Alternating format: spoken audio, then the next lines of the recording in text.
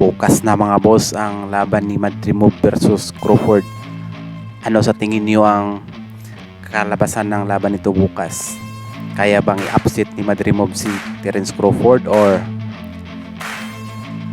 dudurugin lang ni Crawford or i-outbox itong si Madrimov? Sa tingin ko mga boss, may pag-asa to si Madrimov kapag aabot ng 12 rounds yung laban. Magaling din to. Baka nga ma-outbox pa niya si Crawford.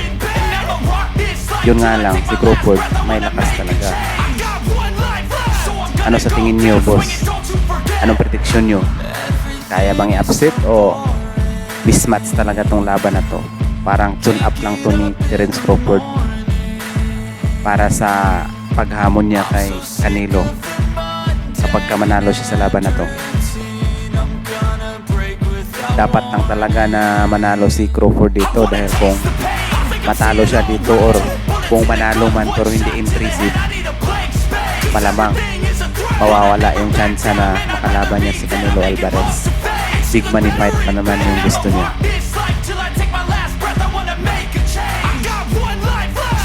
Pero kung matalo niya bukas si Madrimov ng impressive, knockout or TKO, huwag niya nang pabutan ng 12 rounds, malamang may pag-asa siya na mabigyan ng chance ni Canelo Alvarez. At yun yung pang retirement fight niya. Big money talaga yun. So abangan natin to mga bukas, mga boss. Sabay natin panoorin to bukas kung sino talaga yung magwawagi. Okay, predict na. Comments below na mga boss. Thanks for watching. Thank you.